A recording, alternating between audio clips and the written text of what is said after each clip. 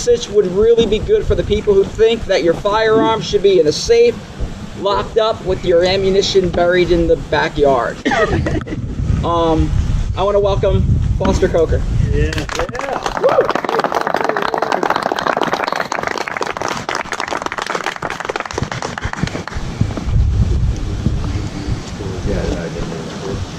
Thank you, Kevin, and thank you, Florida Carry, and the board members of Florida Carry for everything you do for us as a community. Thank you, those of you that are in attendance today. It's very humbling to be part of the lineup of speakers like we had today. I don't really have any qualifications to put me on par with any of them. I'm not an author. I'm not a LEO. I'm not a military veteran. I don't have any special training or certification. I'm not really an expert in anything except comic books. We'll talk about that later if y'all want to. But what I do have is a story that I can tell. The story that happened to myself and my family 4.5 years ago now. A story I know I've told a lot of you before, and hopefully you'll sit through it again patiently. Some of you may not have heard it though, and I know some of you may have read about it online or in the paper, but if that's the only exposure you got to it, you don't know what happened, because the newspapers didn't get any of it right at all. I'm not elderly, for one thing. Neither is my wife. The newspapers, they just do it fast and hope it lasts, and they don't care if they get it right or not. Speak up. What happened at our house on August the 15th, 2014 goes like this. The night before, my wife and I had all our friends over for our twice-a-week game night. It was my best friend, the chairman of the deacons at our church, 2 of our young ushers from church, 2 of our other lifelong friends. My grandson spent the night that night. Just a typical Thursday night at my house. The next day, I work for a company out west. I work from home, so I don't have to get up very early. Pam has a long commute. She had to take our grandson home that day, so she was up early. She was getting dressed in the dining room so she wouldn't wake the rest of the family up. As she's getting dressed in the dining room, she notices it's time to go get our grandson up. He was 7 at the time. She had to get him up and get him ready to go. Suddenly there was a thump on the back door. And we feed a lot of feral cats in our house and backyard, and that of course attracts raccoons and possums. So she didn't think anything of it. Something's in the backyard eating, and bumped up against the door. But immediately afterwards there was a second thump, and that thump was the back door being kicked in by a masked guy in an army fatigue jacket. And he rushed into the room, and she screamed, which, even though I was asleep in the other end of the house, that woke me up, and I'm instantly flying out of the bed towards the sound of the scream. By the time I get to the door of the bedroom, I realize that what she's screaming is, "Get your gun." By that time, I'm standing in the hallway. My gun is back by the bed. She's been knocked down on the living room floor with this strange masked man standing over her. So my options were, A, leave her alone in there and go back for a gun, or B, grab the guy, get him away from her right away, which is what I did. I jumped over her. I wrestled with the guy. He instantly hit me with something in the head that I knew was not a fist. I've been punched before.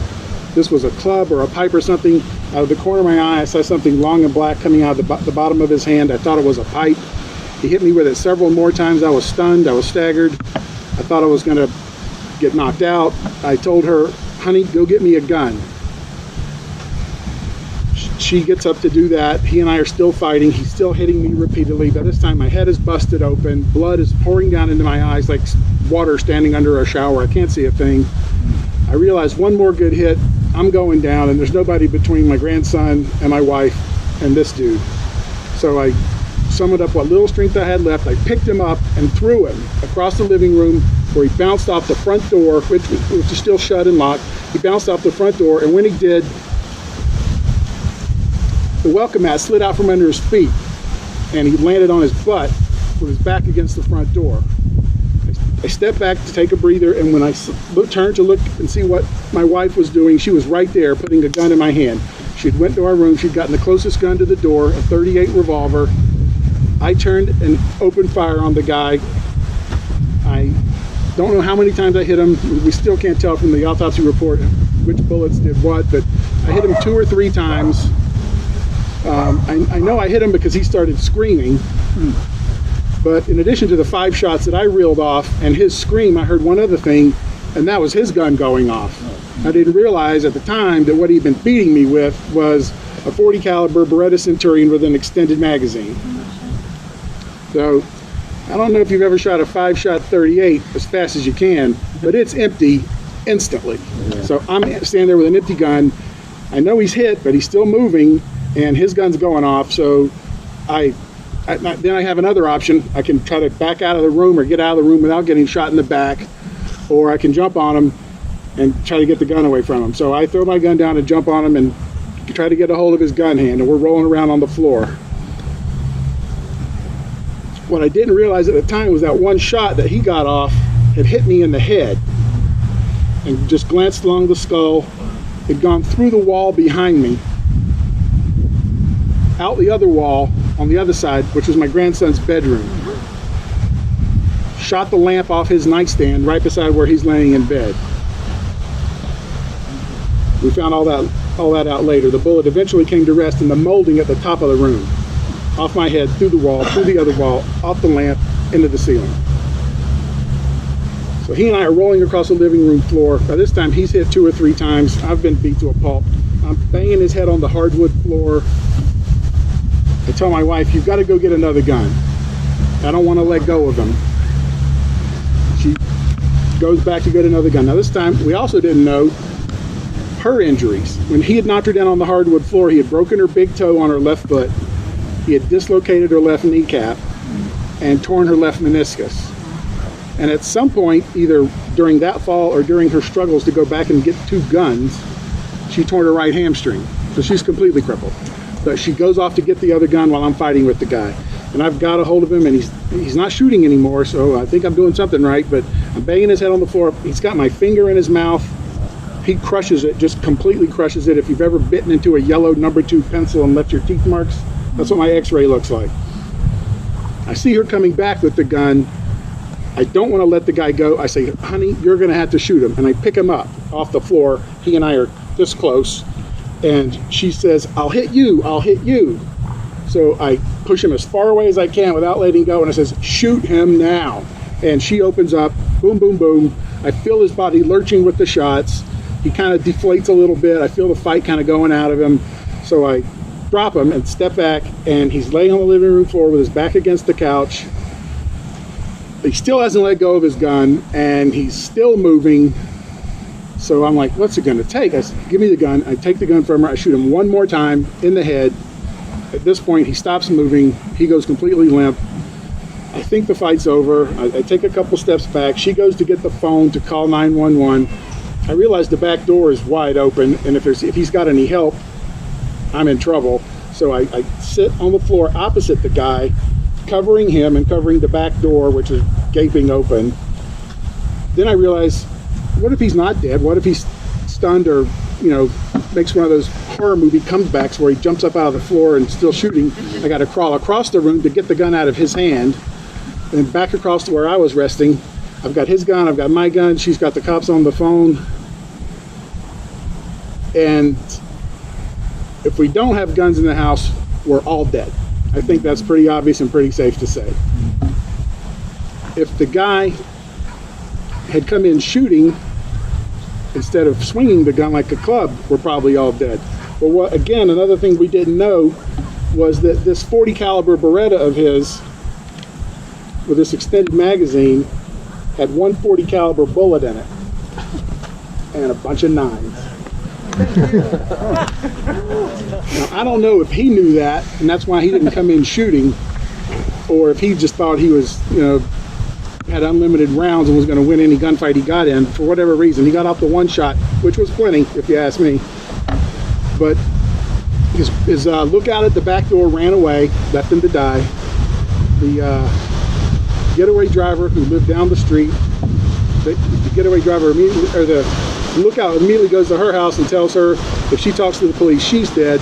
So the first thing she does is call the police and confess everything. Eventually, in the long run, the JSO did a great job, Jacksonville Sheriff's Office, they did a great job investigating the crime, finding out about everybody involved. The getaway driver had no prior record. She is a young girl that this gang had prostituted out.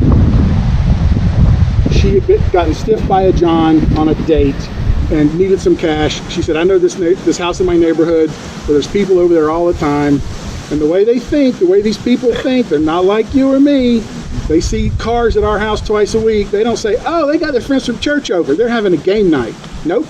They think those guys are gambling or those guys got drugs. Either one we can steal and have money. So they targeted us out of sheer stupidity. But anyway, they got her. She had no prior record, but she got hung with a murder too. So she got 7 years.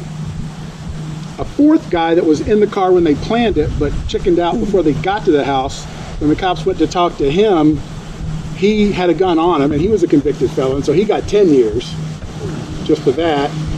And the getaway, or I keep saying getaway, but the backdoor guy, the lookout, he was the hard guy of the bunch. He had a career criminal record. He was 21, but had, at least 14 or 15 of previous arrests. The cops wanted him off the street. They got him for murder too because he was involved, and they gave him 15 years.